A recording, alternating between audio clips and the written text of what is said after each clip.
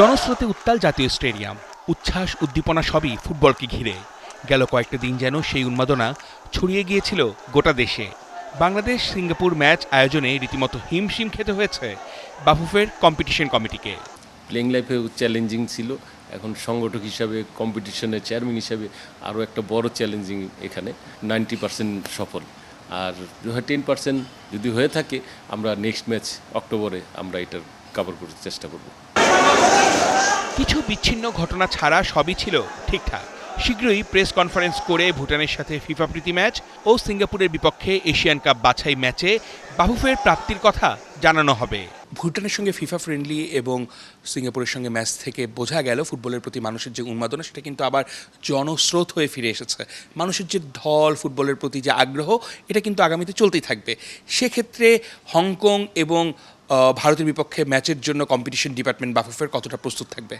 আমরা কম্পিটিশন, মানুষের যে জোয়ার, মানুষের যে ফুটবলের প্রতি ভালোবাসা, আমরা নেক্সট সামনের ম্যাচে, হংকংয়ের ম্যাচে 1 মাস আগের থেকে আমরা টিকিট অনলাইনে বিক্রি করার উদ্যোগ নিব।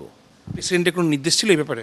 প্রেসিডেন্ট আমাদের করার নির্দেশনা দিয়েছেন নেক্সট ম্যাচে যাতে আমরা ওই ভুলগুলা, যাতে স্ক্যানিং বা টিকেটিং বা আদার্স কোনো ভুলগুলা যাতে না হয়। পুরো কমিটিরই কিন্তু চেষ্টা থাকবে ফুটবলটাকে সারা বাংলাদেশব্যাপী ছড়িয়ে দেওয়া।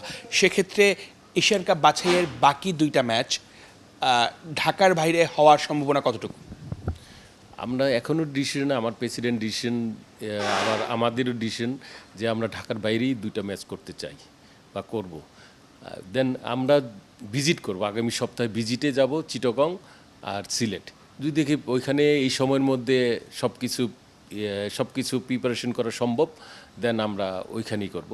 আর যদি ওইটা সম্ভব না হয় আমরা ঢাকাতে করব।